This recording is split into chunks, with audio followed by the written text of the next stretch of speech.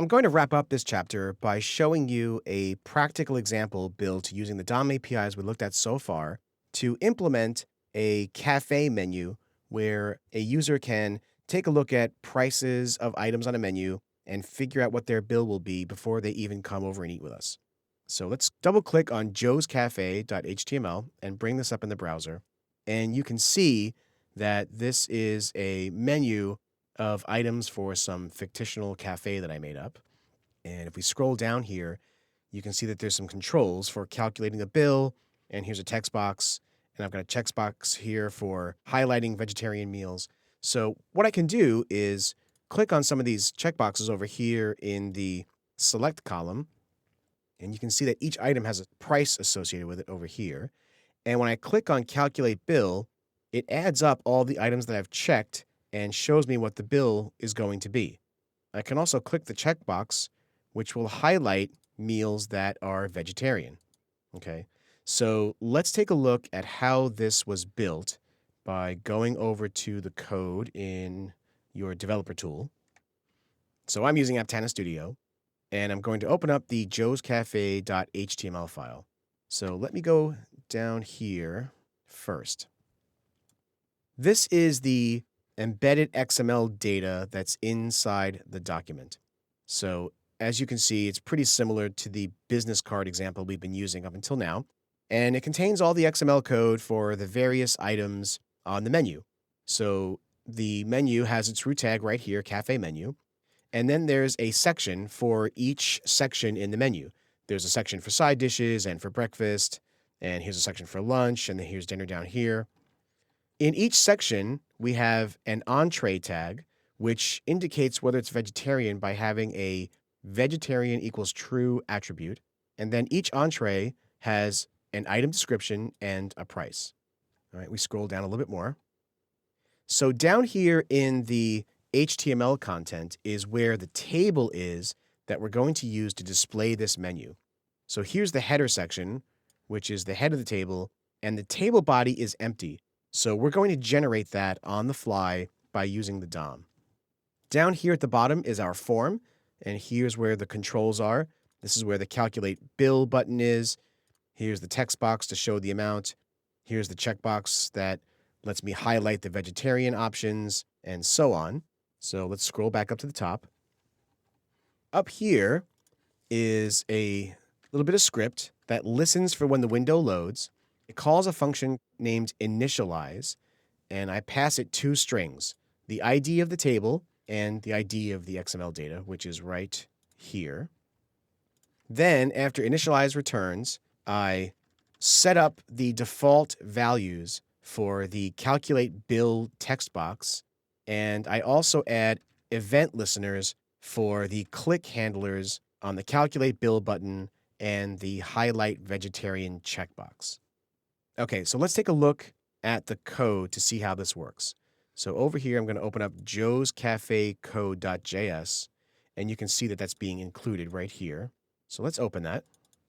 All right. So here is the function called initialize, and it takes two arguments, the ID of the HTML table and the ID of the XML data. So we start off by getting a reference to the table that we're going to populate, and we use getElementById to do that. This should look familiar by now. Now, we're going to blow away the existing body section of the table because we're going to create a new one from scratch. So we call getElementsByTagName on body, and that comes back with an array. So if the array length is greater than 0, then we call removeChild on the body tag right here. So we ask the table to remove its child of the existing body element because we're going to create a new one. And that's what we do right here. I have a function called generateMenuContent, and again, I pass in the ID of the XML data. That's going to generate a new tBody section for me, and when that's finished, we tell the table to append child of the new tBody that we just created. So let's see how that works. This is the generateMenuContent function. We start off by creating a new element called the table body, and we get a reference to the XML data that's in the document. Then we loop over each one of the section tags. So on the XML document, I call getElementsByTagName. That gives me all the section tags. And then I have a giant for loop. The for loop is pretty similar to the last example we looked at where we were creating the business cards, only in this case, I'm using the section tags and extracting all the information for getting the name of the entree and the price and so on. So here I get the name attribute on the section, and that's going to be, sides or breakfast, lunch, or dinner. And then I create a new table row and a new table cell to hold the name of the section. So then I set some attributes on the table cell and table row, and then add the new table row to the table body. Let's go back to the browser. That results in this section row right here. So each one of these section rows is going to span the entire table. Okay, let's go back to the code. Now I create each menu item, and the child tags of each section tag represent an individual entree. So I use getElementsByTagName on each one of the menu sections to get the entree tags, and then I loop over each one of the entree tags. And again, each entree tag is going to take its own table row, so I have to ask the document to create a new table row here. And then if the entree tag has an attribute named vegetarian on it, I'm going to save that information aside, and I'm going to set the attribute on the table row to be vegetarian. Now, again, that's not a standard HTML attribute, but I can do this on the fly. Then I create the table cells for the checkbox, the item name, and the price. And again, I'm doing all of this using familiar by now DOM APIs such as create element, set attribute, right? For the checkbox, I have to create an element that's an input tag, and so on. And then I'm using append child to add each newly created element into the table row.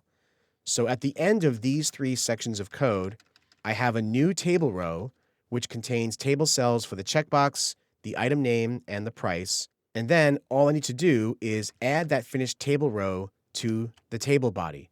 So I loop over all of the entrees and all of the sections and build up a new table body and return the new table body to the caller of this function, which, if you remember correctly, is right here. So at the end of this function, generate menu content, we have a new table body, and we put it into the document. Then I have a couple of helper functions.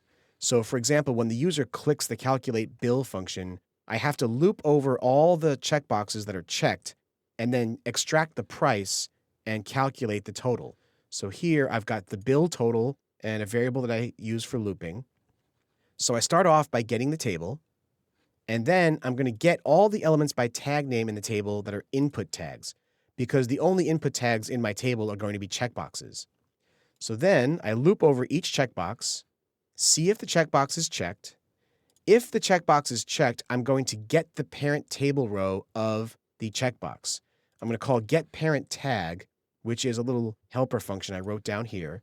So given a node and the parent type I'm looking for, it will return to me the parent. So I start off by getting the parent node of the current node, which in this case is the checkbox.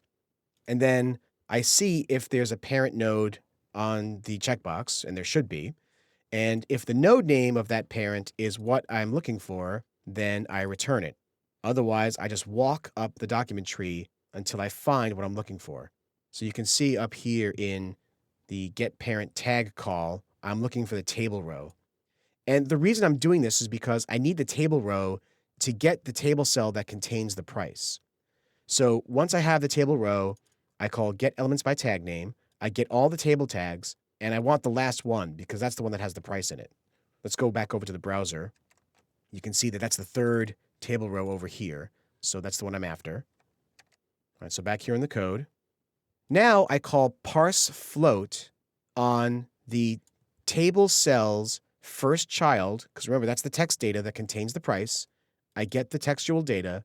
ParseFloat is a built-in JavaScript function that will take a string and convert it into a floating point number, and then I add that to the bill total. And so I do this for each one of the checked checkboxes. Then, to make a 2 decimal place number, I simply call the JavaScript function math.round, which is a standard JavaScript library function, and that gives me the price, which I then insert into the text field for the price. Highlighting the vegetarian options is also pretty simple.